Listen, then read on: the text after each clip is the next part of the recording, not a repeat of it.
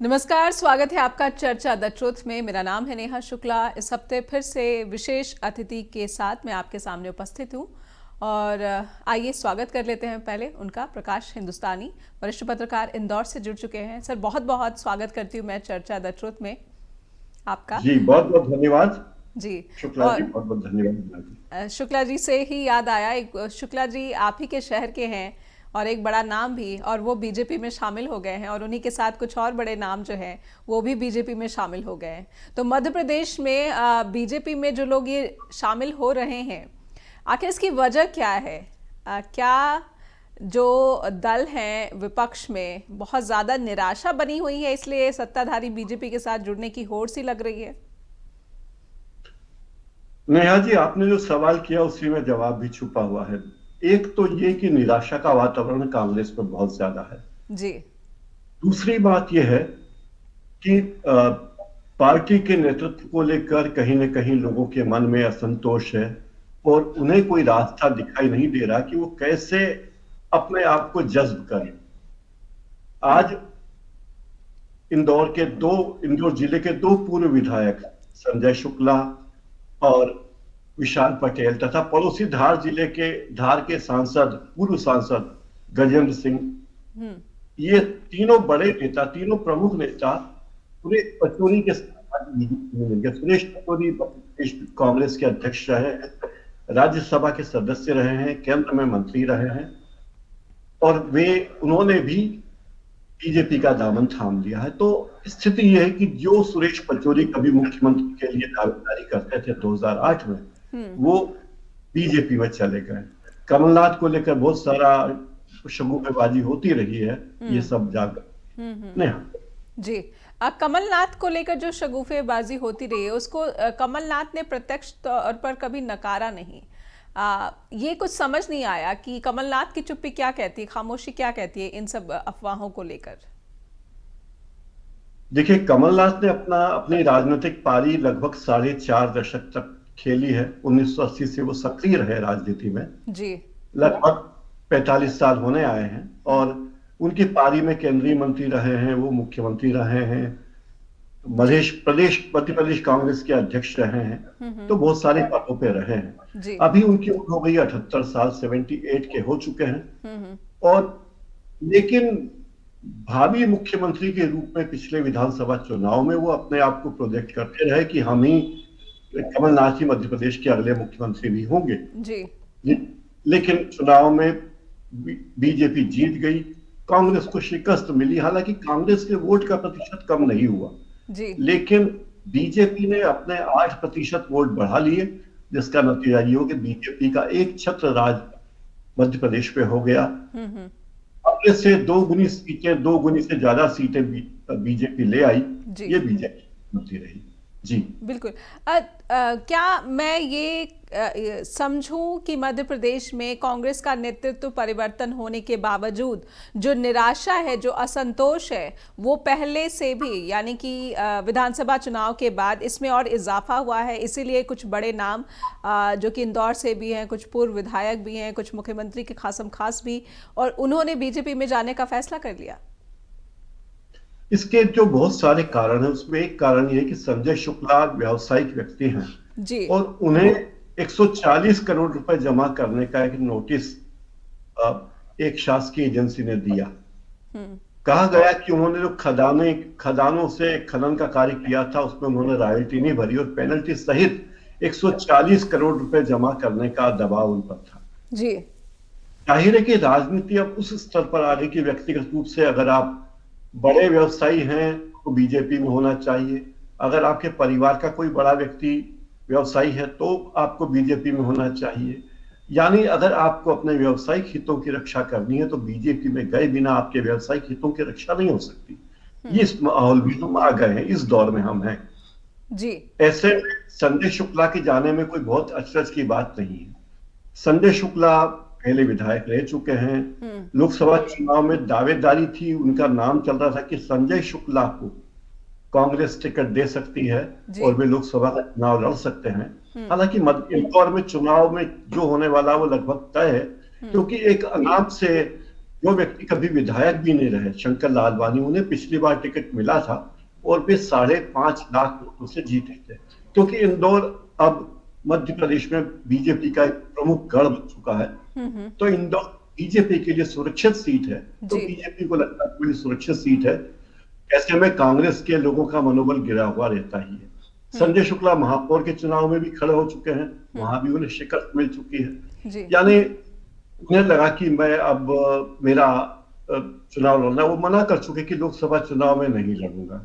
आप देखिए, दिग्विजय सिंह लोकसभा चुनाव लड़ने से मना कर चुके मध्य प्रदेश में। वो कह चुके हैं कि मैं तो राज्यसभा में हूँ, मेरे लोकसभा का चुनाव लड़ने की मुझे जरूरत नहीं है जी। विशाल पटेल जो इंदौर में ही है, वो उनका नाम भी चल रहा था कि लोकसभा चुनाव में शायद उन्हें टिकट मिलेगा, क्योंकि वो भी कांग्रेस से विधायक रह चुके हैं और जिले, लेकिन वो भी जा चुके हैं। सुरेश पचौरी राज्यसभा में रहे, लेकिन कभी भी एक बार भी वो लोकसभा में नहीं गए। वे केवल ऊपर ही ऊपर हवाई नेता रहे वो जी। तो और इसी तरह वो संगठन में भी सक्रिय रहे, लेकिन अब उनको भी लगा कि दाल गलने वाली नहीं है, चलिए कोई और रास्ता। सुरेश पचौरी जी 52 साल से कांग्रेस में सक्रिय हैं और 72 साल उनकी उम्र है, यानी 20 साल की उम्र से वो कांग्रेस में सक्रिय हैं जी। और 5 दशक के लंबे कार्यकाल के बाद वे अपना भविष्य बीजेपी में देखते हैं। तो ये राजनीतिज्ञों की स्थिति बड़ी विचित्र हो गई है, कहा जा सकता है, या सबको लगता है कि अब भविष्य केवल बीजेपी में जाने में ही। नेहा जी, यानी लंबे समय से जैसे मिशन लोटस, ऑपरेशन लोटस करके कांग्रेस की सरकार गिराई गई, उसके बाद यहाँ पर बीजेपी की सरकार बनी और उसके बाद विधानसभा में जिस तरह से जीत बीजेपी को मिल गई, तो लगातार कांग्रेस को झटके पे झटका, ये कहा जाए कि मध्य प्रदेश कांग्रेस के लिए कहीं ना कहीं बड़ी निराशा के रूप में परिवर्तित होता दिख रहा है, खास करके आप जब हम लोकसभा चुनाव की भी बात करें तो। नेहा जी, जब महाराष्ट्र में अशोक चौहान जो पूर्व मुख्यमंत्री हैं वो बीजेपी में चले गए जी, और कमलनाथ दिल्ली चले गए अपने बेटे को लेकर, इस तरह की खबरें मीडिया में है कि कमलनाथ बीजेपी ज्वाइन कर सकते हैं। बीजेपी का अधिवेशन चल रहा था उन दिनों दिल्ली में, और ये कहा जा रहा था कि वो दिल्ली गए ताकि अधिवेशन के दौरान ही प्रधानमंत्री नरेंद्र मोदी से, गृह मंत्री अमित शाह से और बीजेपी अध्यक्ष नड्डा से मिले जी। लेकिन इन दोनों में से किसी भी उनका मिलना संभव नहीं हुआ। या तो उन लोगों ने कमलनाथ को समय नहीं दिया, या कमलनाथ की दाल नहीं गली, क्योंकि उनके इरादे वो कभी स्पष्ट नहीं किया। उन्होंने कई दिनों तक उन्होंने रहस्य बनाए रखा। मीडिया के लोगों ने दिल्ली में पूछा कि क्या बीजेपी ज्वाइन करने आए हैं, तो उन्होंने कहा कि मैं ज्वाइन करूंगा तो पहले आपको बताऊंगा। वो सीधा एक वाक्य कह सकते थे कि नहीं, अफवाह है, मैं नहीं जा रहा हूं, लेकिन उन्होंने ऐसा नहीं कहा जी। बिल्कुल। तो ये कमलनाथ और उनके बेटे दोनों एक साथ बेरंग लौटे।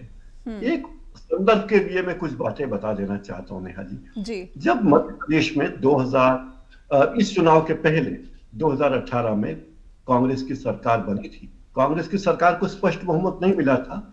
स्पष्ट बहुमत 2 सीटें कम थी, 114 सीटें मिली थी, बहुमत के लिए 116 सीटों की जरूरत थी। खैर सर कांग्रेस की बनी, लेकिन कांग्रेस के 3 नेता उस वक्त थे, दिग्विजय सिंह, कमलनाथ और ज्योतिरादित्य सिंधिया। ज्योतिरादित्य सिंधिया के चेहरे को लेकर प्रदेश में कांग्रेस ने चुनाव लड़ा था, और जब सरकार बनी तो कमलनाथ मुख्यमंत्री बने। कमलनाथ ने मुख्यमंत्री बनने के बाद ज्योतिरादित्य सिंधिया के लिए कोई मौका छोड़ा नहीं जब उन्हें पछतावा न हो, उन्हें अफसोस न हो। इसका कारण ये बताया जाता है कि कमलनाथ और दिग्विजय सिंह दोनों के बेटे ज्योतिरादित्य सिंधिया की आयु के थे और राजनीति में थे, कांग्रेस में थे। इन दोनों को शायद ये लग रहा था कि जब तक सिंधिया है तब तक उनके बेटों का राजनीतिक भविष्य अच्छा नहीं है। लगातार ऐसे हालात पैदा किए गए कि सिंधिया कांग्रेस छोड़कर बीजेपी में चले गए।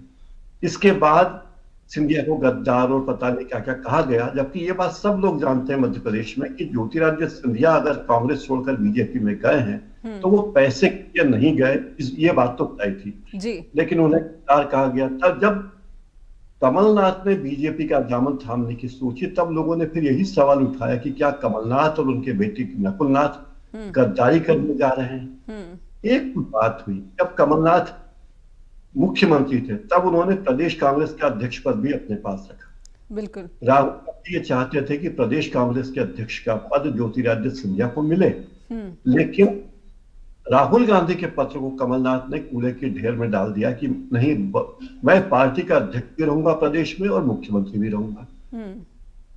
यानी वो पार्टी पे भी अपना नियंत्रण चाहते थे और सरकार पे भी चाहते थे जी। तो उन्होंने किसी और के लिए स्पेस नहीं छोड़ा। नतीजा ये हुआ कि कांग्रेस के में फुटओवर बढ़ गई, काफी लोग नाराज थे, वो चले गए बीजेपी पे और बीजेपी की सरकार वापस बन गई जी। इसके बाद जब पिछले विधानसभा चुनाव हुए तब कमलनाथ की ओर से बार बार यही कहा गया कि हम फिर सरकार बना रहे हैं और सिंधिया और गद्दारों को जनता सबक सिखाएगी वगैरह वगैरह बहुत बातें कही गई। लेकिन जब कमलनाथ सरकार नहीं बना सके, दावे किए गए थे कि 150 सीटें 160 सीटें कांग्रेस की, लेकिन वो नहीं हुआ तो बड़ी निराशा हुई और राहुल गांधी ने भी एक तरह से किनारा कर लिया, ये कहा जाता है। नेतृत्व परिवर्तन, बीजेपी में जाने की अटकलें और लेकिन दाल नहीं गली और उसके बाद फिर से राहुल गांधी के साथ खड़े होकर मंच साझा किया। इस तस्वीर को कैसे देखा जाए? क्या राहुल गांधी का नेतृत्व कमजोर है और कमलनाथ जैसे जो जिनके बारे में कहा जाता कि पार्टी की अगर लुटिया किसी ने डुबोई तो कमलनाथ ने डुबोई, उसके बावजूद ऐसे नेताओं का प्रभुत्व कम होता दिख नहीं रहा है पार्टी में? जिस तस्वीर की आप बात कर रहे हैं वो तस्वीर उज्जैन के महाकालेश्वर मंदिर की है।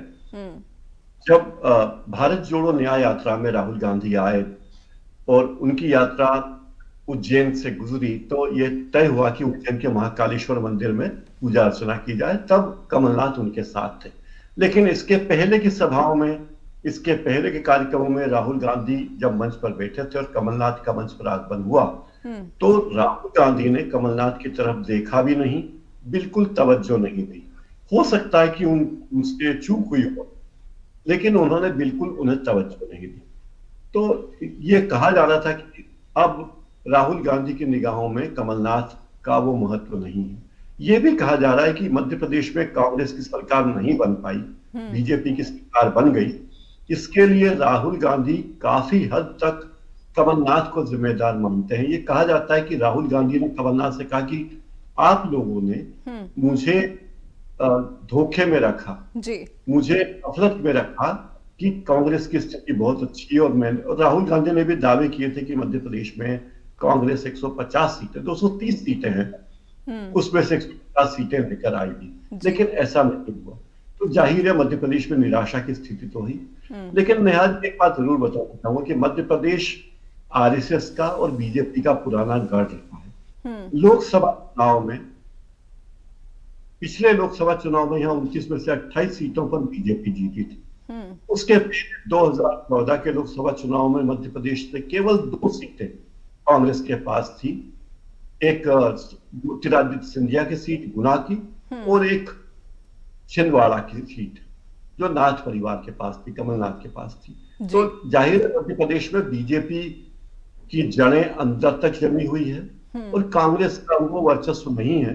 कांग्रेस विपक्ष में है जरूर। इस बार अगर कांग्रेस बीजेपी सरकार में आ जाती तो शायद कांग्रेस की स्थिति अच्छी होती जी। अब कांग्रेस के लोग इस हालात को अलग तरीके से देखते हैं।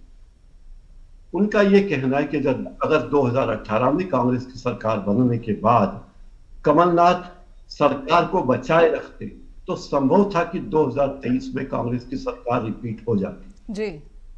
ज्योतिरादित्य सिंधिया को नाराज करके और दल बदल के कारण कांग्रेस की सरकार गिर गई और बीजेपी की सरकार आई। उसके बाद जब सत्ता में नहीं होते हैं तो आप जानते हैं कि वापस सत्ता में आना जरा कठिन होता है। और फिर शिवराज चौहान ने जो लाडली बहना योजना दी थी जिसमें महिलाओं को 1250 रुपए हर महीने मिल रहे हैं और ये 1,31,00,000 महिलाएं हैं जो टोटल मतदाताओं का 20% से भी अधिक।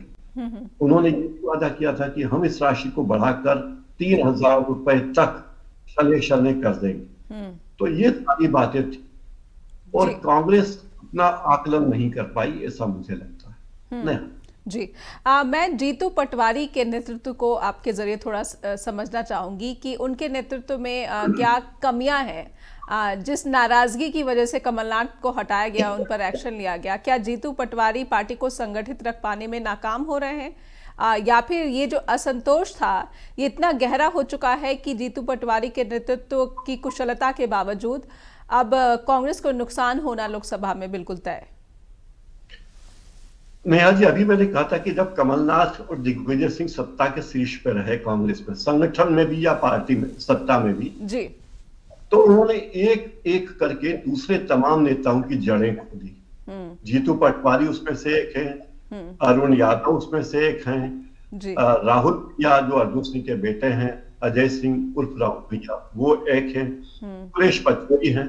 और एक वक्त तो यह हालत थी कि कमलनाथ ने जीतू पटवारी के सामने ये हालात पैदा कर दिए थे कि जीतू पटवारी कांग्रेस छोड़कर कहीं और चले जाएं, यानी बीजेपी में चले जाएं। इस तरह के हालात उन्होंने पैदा कर दिए थे। जी, ये सारी बातें आला कमान की निगाहों में आती है।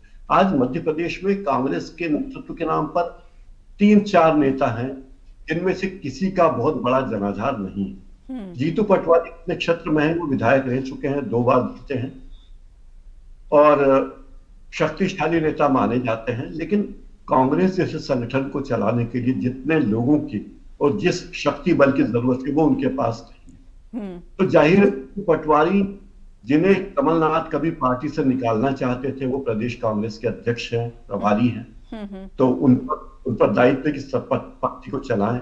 बाकी कमलनाथ जी ने अपनी खुद की स्थिति बड़ी दयनीय कर ली जब ये पता चला कि वो छिंदवाड़ा छोड़कर दिल्ली गए हैं और 4 दिन लेकर गए हैं, बेटे को साथ लेकर गए हैं। अखबारों में खबरें छपी तो उन्होंने किसी खबर का खंडन नहीं किया। 3 दिन तक खबरें छपते रही। आमतौर पर ऐसा होता है कि जरा भी नेगेटिव खबर आती तो नेता पहले ही बाद में, जैसे सचिन पायलट के बारे में अफवाहें चली कि वो बीजेपी में आ रहे हैं, उन्होंने तत्काल 1 घंटे के भीतर खंडन कर दिया कि बकवास है, मैं नहीं जा रहा हूँ। ऐसी कोई बात वो कह सकते थे कमलनाथ, उन्होंने नहीं की। और तमाम मीडिया को भी गफलत में रखा, पार्टी को भी गफलत में रखा। वो बयान देते थे कि मैं जा रहा हूं या नहीं जा रहा हूं। ये कोई बहुत रॉकेट साइंस नहीं था कि रहस्य बना रहा कि चंद्रयान चंद्रमा पे उतरा या नहीं उतरा, कितनी दूर है, 25 मील है कि 3 मील है, ऐसी कोई बात तो है नहीं। वो एक ट्विटर पे लिख देते हैं, कौन सा ट्विटर पे खुद लिखते हैं, उनकी भी टीम है, ट्विटर उन्हें इशारा कर देती कि भाई मैं नहीं जा रहा हूँ, एक ट्वीट कर दो, तो ट्वीट होता था, खंडन हो जाता। लेकिन उन्होंने ऐसा कोई खंडन नहीं किया। इन सब से उनकी खुद की स्थिति बड़ी संदिग्ध बन गई। दूसरी बात यह है कि कमलनाथ जन जन के नेता मध्य प्रदेश में नहीं है। भले ही वो मुख्यमंत्री रह चुके हैं, पार्टी अध्यक्ष रह चुके हैं, जो कनेक्ट जो दिग्विजय सिंह का है जनता के साथ, ऐसा कमलनाथ का वो कनेक्ट नहीं है। तो ये बात भी बड़ी विचित्र हुई। कमलनाथ को लोग बहुत बड़ा नेता मानते हैं, अपने बीच का नेता नहीं मानते। जो जिस तरह की बातें शिवराज सिंह चौहान के बारे में नहीं है। शिवराज सिंह चौहान लगातार मुख्यमंत्री रहे, मुख्यमंत्री रहने के बाद भी लोग उन्हें अपने बीच का व्यक्ति मानते हैं। जैसा सिंधिया जी के साथ है कि ज्योतिरादित्य सिंधिया चाहे कितने भी जनता के बीच चले जाए, लोगों को लगेगा कि ये महाराजा ही है, क्योंकि उनकी छवि उस तरह की बनी हुई। लेकिन कमलनाथ को लोग अपने बीच का नेता नहीं मानते उस तरह। तो कमलनाथ भी हवाई नेता है, ऊपर से आए ऐसा नेता कहा जाता है, और वास्तव में वो ऊपर से ही आए, दिल्ली से ही आए हैं। प्रदेश का कोई नेता तो आया नहीं।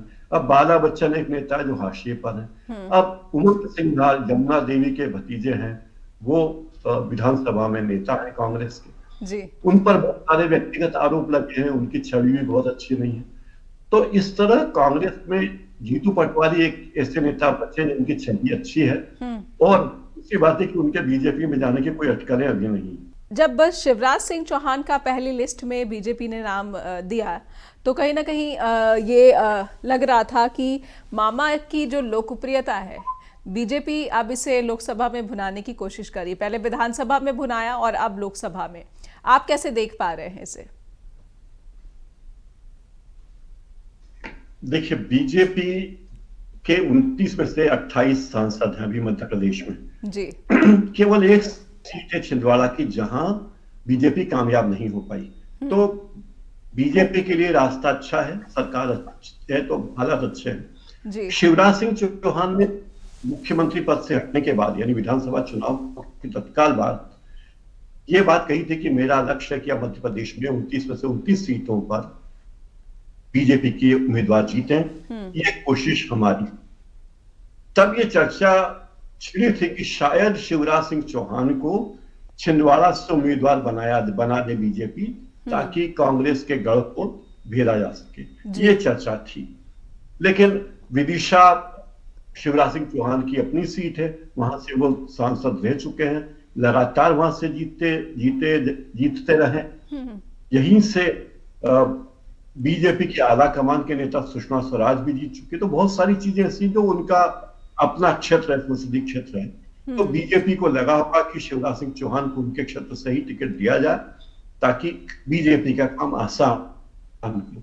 जी, ज्योतिरादित्य सिंधिया को से वापस बीजेपी ने उम्मीदवार बनाया। गुना वो सीट है जहां पे कांग्रेस की सरकार रहते हुए 2018 में मध्य प्रदेश में कांग्रेस की सरकार बनी थी जी, और 2019 लोकसभा के चुनाव हुए थे, और वहां सबसे प्रबल सीटें मानी जाती थी कांग्रेस की गुना और छिंदवाड़ा।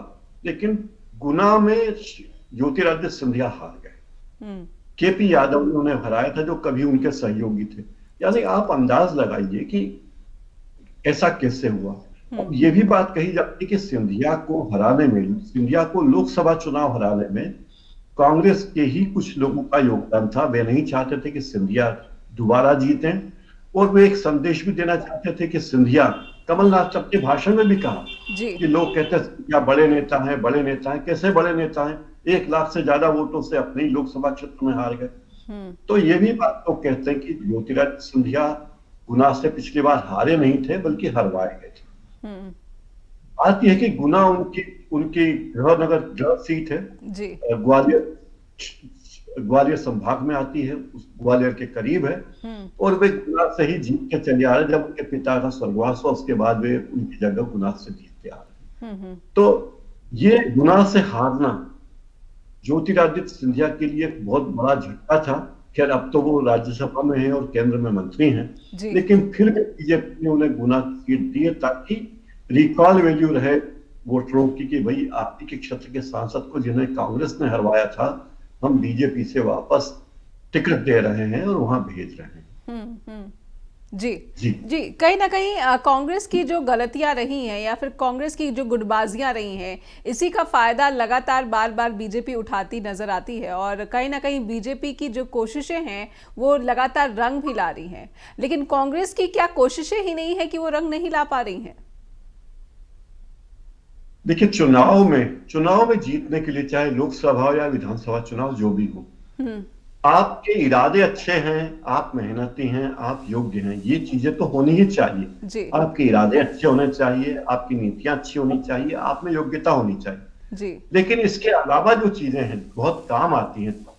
एक तो आपके पास संगठन होना चाहिए, संगठन ग्रासरूट लेवल पे होना चाहिए, जो जाके वोटर्स को, मतदाताओं को मोटिवेट कर सके, उन्हें कह सके कि आपको फलानी पार्टी को देना है, कांग्रेस को वोट देना।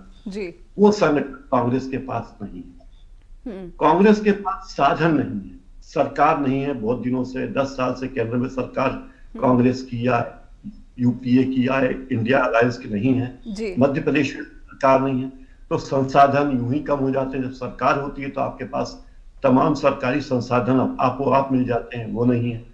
केंद्र में आपकी सरकार नहीं है, तो फिर ईडी, इनकम टैक्स और सीबीआई बीजेपी के पाले में है, कांग्रेस के पास नहीं। तो आप कह सकते हैं कि ऐसे में कांग्रेस के लिए चुनाव लड़ना और भी चुनौती। नेहा जी, मुझे लगता है, आप शायद इत्तेफाक रखें या नेहा जी आप इत्तेफाक ना रखें, लेकिन मुझे लगता है कि राहुल गांधी जो यात्राएं कर रहे हैं, उन्होंने जो यात्रा भारत जोड़ो यात्रा की थी और अभी जो भारत जोड़ो न्याय यात्रा कर रहे हैं, उस यात्रा में उन्हें खुलकर यह मोर्चा लेना चाहिए और लोगों से कहना चाहिए कि हम मोदी सरकार को या बीजेपी की सरकार को या एनडीए की सरकार को हटाना चाहते हैं और हम आपके पास वोट मांगने आए हैं।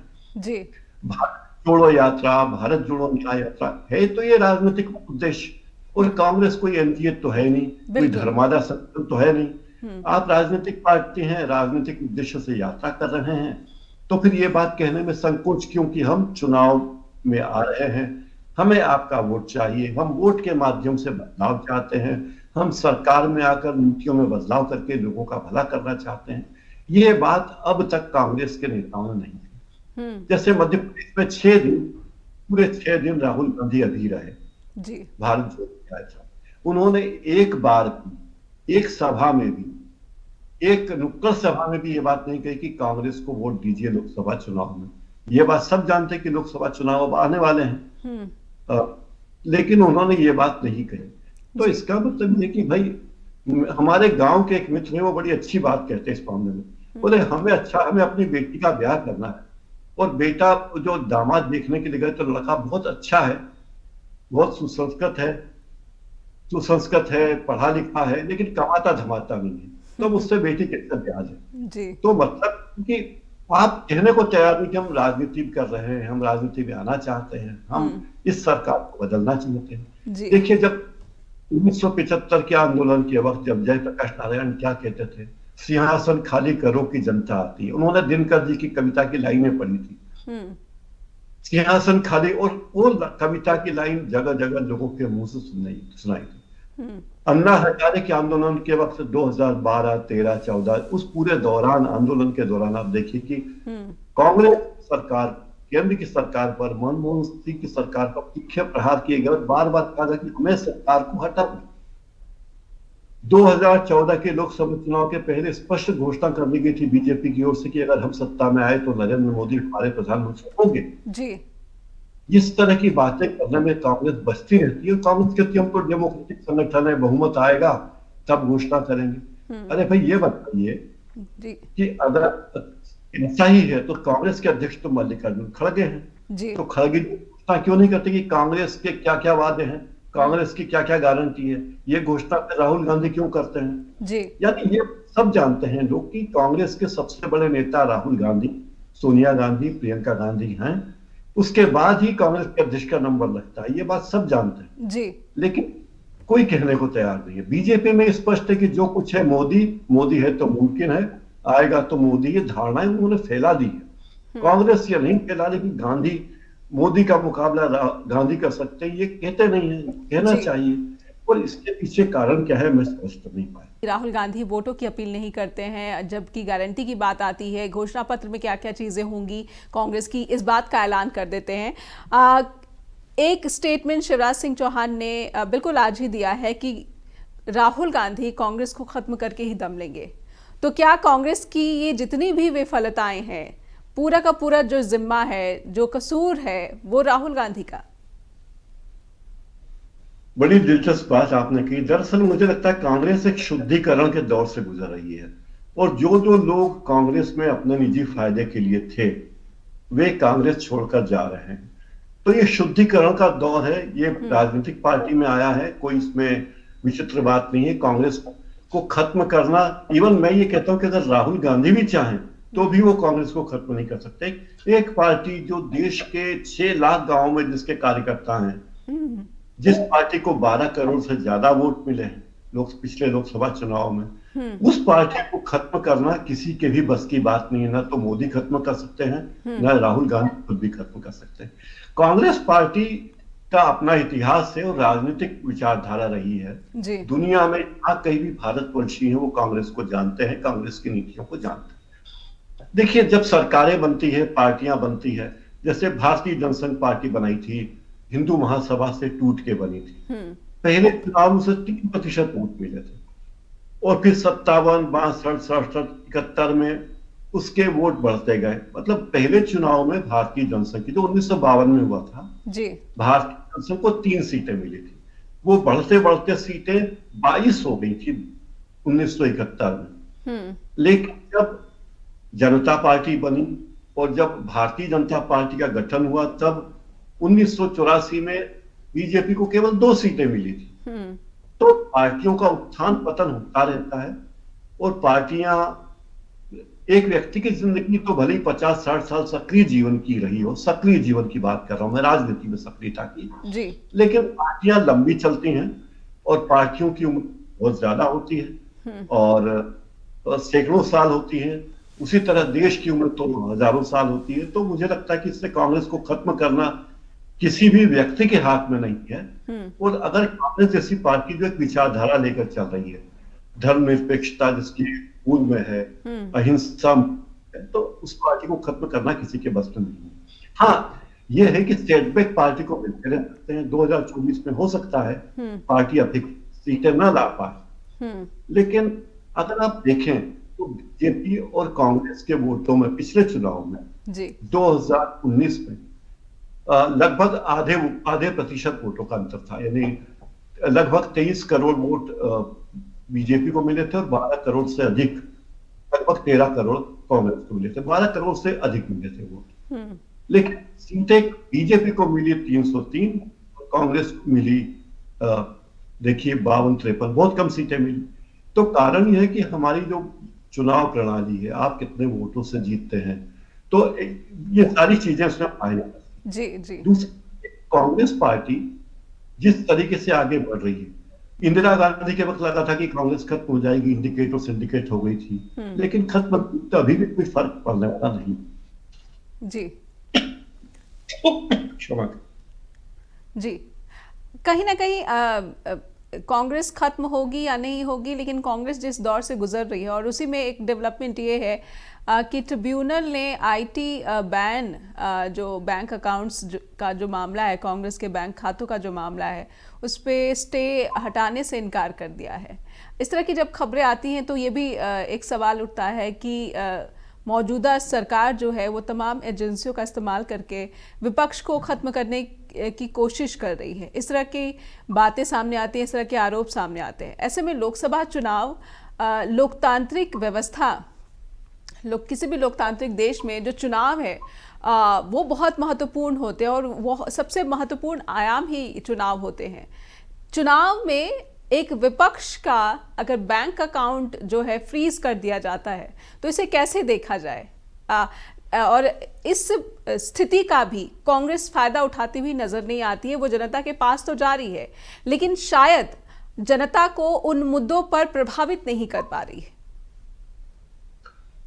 देखिए, मीडिया का प्रभाव जिस तरह बीजेपी पर है, बीजेपी का पूरा प्रभाव, मतलब बीजेपी ने मीडिया को अपने अपने शिकंजे में ले रखा है, ये कहा जा सकता है। जी। कांग्रेस किसी चीज को प्रचारित करना चाहे तो प्रचारित करना भी आसान नहीं है। जैसे एक छोटा सा उदाहरण कर्नाटक का।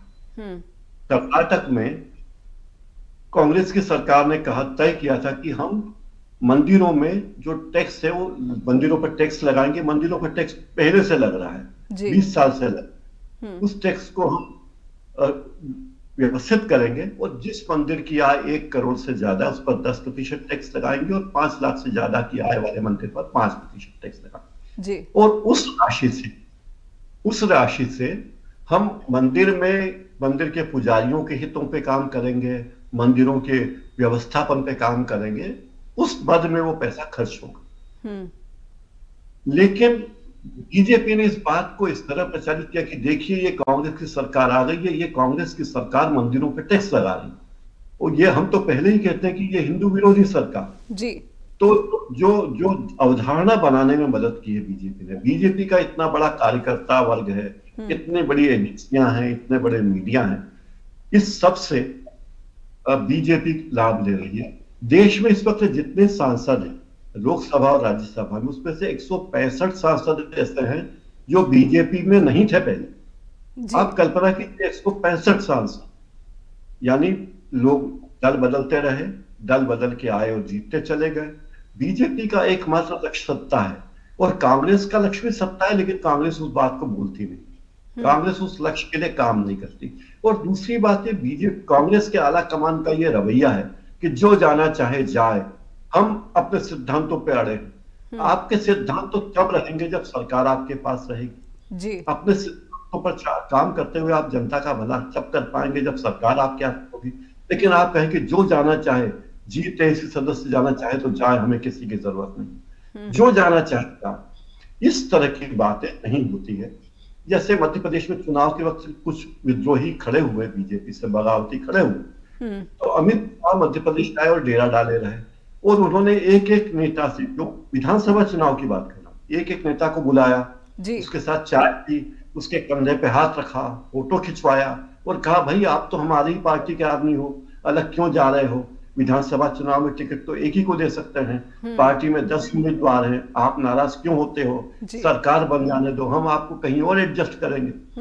तो जो नाराज नेता था बीजेपी का, वो बाहर आया, उसने अमित शाह के साथ फोटो अपनी शेयर की सोशल मीडिया पर, कहा कि मेरी नाराजगी दूर हो गई, पार्टी के बड़े नेता ने मेरी बात सुनी। यहां दिक्कत यह है कि पार्टी का आला कमान लोगों की बात ही नहीं सुनता।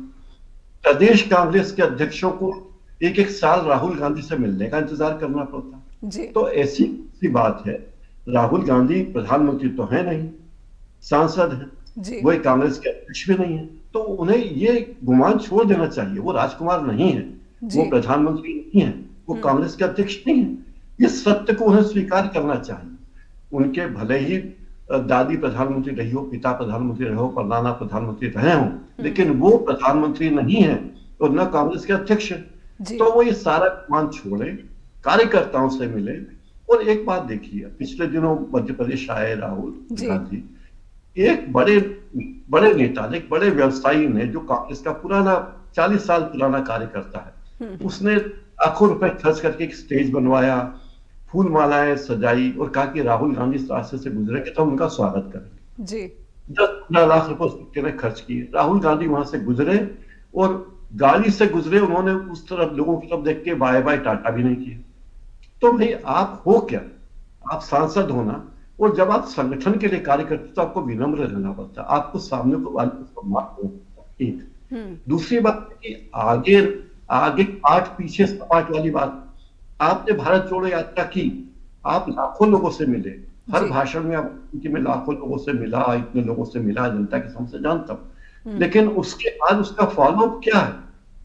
जिन लोगों ने आपके साथ 2-2 किलोमीटर 5-5 किलोमीटर चहलकदमी की, आपको याद बताए, क्या आपने उनसे दोबारा कभी मिलने की कोशिश की? क्या आपने कभी उनसे एक ईमेल मंगवाई? क्या आपने उनसे व्हाट्सएप पे चैटिंग की? क्या आपने उनको फोन किया? क्या की? आप, क्योंकि आप एसपीजी के अंदर में थे तो आप हर किसी से तो मिल सकते नहीं थे। जिन लोगों को आपने बुलाया था मिलने के लिए, वही लोग मिलने गए। तो ये छोटी छोटी बात। कुल मिलाकर नेहा जी, मुझे लगता है कि संगठन चलाना एक अलग तरह का स्किल चाहिए। बिल्कुल। संगठन और सरकार चलाने के लिए अलग तरह का स्किल चाहिए। ये दोनों चीजें अलग अलग है और इसके लिए पार्टी में मल्टी लेवल मैनेजमेंट चाहिए। एक मैनेजमेंट लेवल ABCD लेवल हो, एक लेवल हो जो असंतुष्टों को देखे, एक लेवल हो जो नाराज लोगों को देखे, एक लेवल है जो नए लोगों को लाने की सोचे। अभी तक कांग्रेस के जो शुभ चिंतक हैं, जो लोग सोशल मीडिया पे कांग्रेस के बारे में अच्छी बातें करते हैं, कांग्रेस के बारे में अखबार में लेख लिखते हैं, उनसे मिलने के लिए कभी कांग्रेस के नेताओं ने कोशिश की, या कभी उन्हें ये कहा कि भाई आपकी बात अच्छी लगी, हम उसे आगे उठाएंगे, हम संसद उठाएंगे या पार्टी के मंच पर उठाएंगे? कभी ऐसा हुआ नहीं हुआ, क्योंकि उनका कोई नेटवर्क है ही नहीं। जो है राहुल गांधी है। और एक बात बताइए, आप नरेंद्र मोदी को या प्रधानमंत्री जी को आप कंडेम करते हो कि वो फोटो खिंचवाने जाते हैं, तो जब आप 1 घंटे या 2 घंटे आप गैरेज में चले गए, या 1 घंटे खेत में चले गए, या आधे घंटे आपने किसी सेल्समैन से बात कर ली, तो उसमें आपको कौन सा ज्ञान प्राप्त होगा? जी तो फोटो का ही मौका है। नेहा जी, बहुत लंबी बातचीत हो गई और आप इशारा कर रही हैं कि मैं अपनी बात को रोकूं। जी बिल्कुल, समय समाप्त हो गया। लेकिन ये नेतृत्व की कमियां ही कहेंगे कि राहुल गांधी भारत जोड़ो न्याय यात्रा तो निकाल रहे हैं, लेकिन फिर उस यात्रा का प्रभाव कितना पड़ रहा है, लोगों से संवाद के बाद आगे की क्या जो है सियासत परिवर्तन की ज़रूरत है, इन सब चीज़ों को टटोले जाने की ज़रूरत है। और राहुल गांधी कहीं ना कहीं लगातार एक के बाद एक जो है असफल हो रहे हैं सियासी तौर पर, और इसीलिए बीजेपी बार बार उन पर अटैक करती है, उन पर हमला करती है। और ये भी कहा जा सकता है कि मौजूदा वक्त में लोकसभा चुनाव में कोई बहुत बड़ा जो है एक चुनौती, एक चेहरा, एक पर्सनालिटी नहीं है नरेंद्र मोदी के समानांतर। बहुत बहुत धन्यवाद करना चाहूँगी प्रकाश सर, आपने समय निकाला, चर्चा द ट्रुथ में जुड़े। और दर्शकों से अनुरोध करती हूँ कि आपको चर्चा द ट्रुथ कार्यक्रम से जुड़ी कोई भी बात है, कोई भी सुझाव है, तो आप हमें info@justbroadcasting.com पर फीडबैक भेज सकते हैं, या फिर neha@justbroadcasting.com पर भी आपके ईमेल का मुझे इंतजार रहता है। अगले हफ्ते होगी किसी खास विषय और अतिथि के साथ एक बार फिर से मुलाकात। अपना ख्याल रखिए।